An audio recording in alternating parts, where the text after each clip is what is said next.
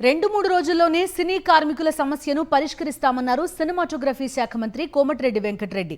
వేతనాలు పెంచమని అడిగిన వారిపై కేసులు పెడతామంటే ఊరుకోబోమన్నారు. భారీ బడ్జెట్ సినిమాలు తీస్తే రేట్లు పెంచుకోవడానికి అనుమతిస్తున్నామన్నారు. పెద్ద హీరోలకు ఎక్కువ రెమ్యూనరేషన్ ఇచ్చినప్పుడు కార్మికులకు వేతనాలు పెంచితే తప్పేంటని ప్రశ్నించారు. తెలుగు రాష్ట్రాల్ని కార్మికులకు స్కిల్స్ లేవనేది చాలా తప్పని, బాహుబలి లాంటి సినిమాల్లో కీలక పాత్ర పోషించింది మనవారేనన్నారు. మల్టీప్లెక్స్ థియేటర్స్ లో స్నాక్స్ పేరిట ప్రజలను దోచేస్తున్నారని, దానిపై టాస్క్ ఫోర్స్ ఏర్పాటు చేస్తామంటున్న మంత్రి కోమటిరెడ్డితో మా ప్రతినిధి Rakesh face to face.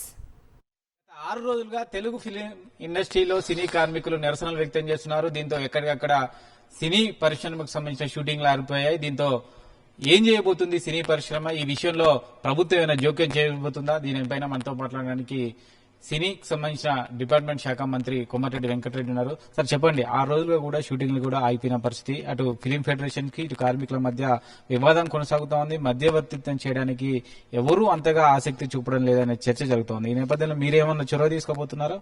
General గా వాళ్ళ రెమ్యునరేషన్ 1500 నుంచి 1600 వరకు ఉంటుంది. సినిమా హీరోలకు సంబంధించి పారితోషికాలు ఇస్తారు.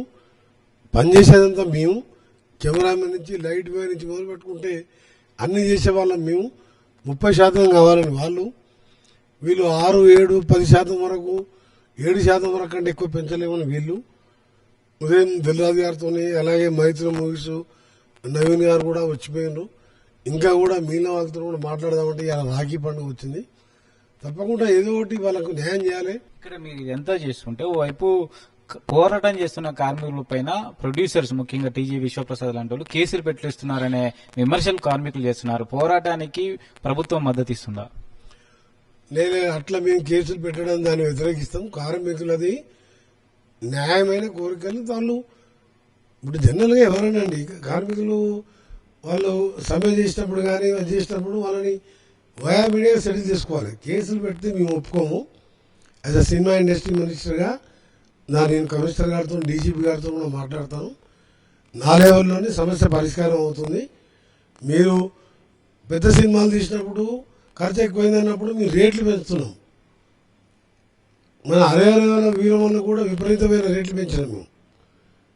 సినిమా ఫ్లాప్ అయిందా హిట్ అయిందా తర్వాత సంగతి. అలాంటప్పుడు మీరు అలా యాక్టర్స్ రెమ్యునరేషన్తో పాటు వీళ్ళ కొద్దిగా పెంచితే తప్పైందని. ఇప్పుడు థియేటర్లు, ఐమాక్స్ థియేటర్లు వాళ్ళకు రేట్లు పెంచి వాళ్ళకు బెనిఫిట్ అవుతుంది.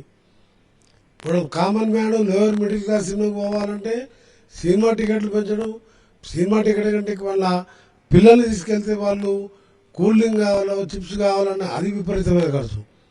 అందుకనే సామాన్యుడికి అందుబాటులో ఉండే విధంగా సినిమాలు రావాలి. దాంతోపాటు ప్యాన్ ఇండియా అని చెప్పి సంవత్సరానికి 5-6 సినిమాలతోనే తీసుకుంటూ వీళ్ళకి తక్కువ రెమ్యునరేషన్ అని కూడా నేను సమర్థించను. వాళ్ళని కూడా పెద్ద ప్రొడ్యూసర్ని కూడా కన్విన్స్ చేస్తాం. తప్పకుండా న్యాయం చేస్తాం. వాళ్ళకి మన కార్మికులకు స్కిల్స్ లేవు, అందుకే ఇతర రాష్ట్రాల వాళ్ళని మేము ప్రోత్సహిస్తున్నాం అనేది కూడా ప్రొడ్యూసర్ నుంచి వస్తున్న వాదన. స్కిల్స్ విషయం లేదే అని పక్కన పెట్టడం ఒక ఎత్తుగడ అనుకోవచ్చా? లేదు, మన కార్మికులే బాహుబలి లాంటి, త్రిబుల్ లాంటి సినిమాలో ఎక్కువ ఇవాళ ఆస్కార్ అవార్డు దాకా పోయిన మొట్టమొదటి ఇండియా సినిమాలో మన కార్మికులు ఎక్కువ ఉన్నాం. ఇది తప్పుడు ఆరోపణ.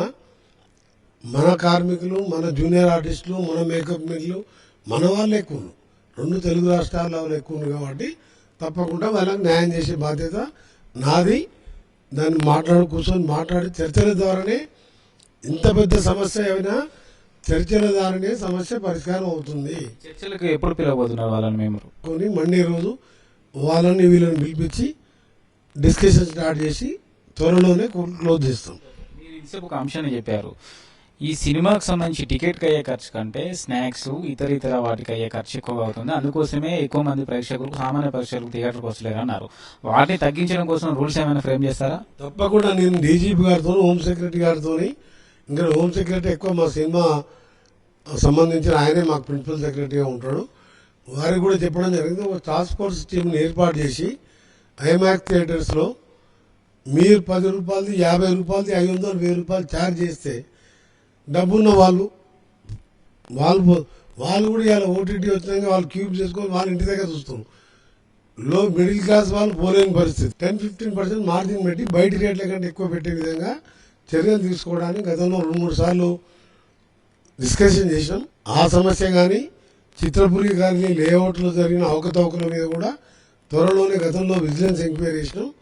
మళ్ళా కూడా దాన్ని వేసి అందులో ఎలిజిబిలిటీ లేని వాళ్ళని తీసేసి నిజమైన సినిమా కార్మికులకు పేదవాళ్ళకు సింగిల్ బెడ్రూమా డబుల్ బెడ్రూమా వచ్చే విధంగా ముఖ్యమంత్రి గారితో కూడా చర్చించి ఆ సమస్య పరిష్కారం కూడా చేయడం జరుగుతుంది. ఇది మొత్తానికి సినీ కార్మికుల సమస్య పైన సోమవారం చర్చిస్తాను, అన్ని సమస్యలకు సోమవారం పరిష్కారం చూపుతామంటూ కూడా మంత్రి కోమటిరెడ్డి చెప్తా ఉన్నారు. తనకైతే సినీ కార్మికులకు సంబంధించి ఏవైతే కేసులు పెడుతున్నారో వాటిపైన కూడా ప్రభుత్వం కఠినంగా ఉంటుంది, కార్మికుల పక్షానే ప్రభుత్వం ఉంటుందంటూ కూడా మంత్రి కోమటిరెడ్డి వెంకటరెడ్డి స్పష్టం చేస్తా ఉన్నారు. కెమెరా పర్సన్ కుశాల్తో ఆర్కెస్ట్రేట్ సెక్షన్ హైదరాబాద్.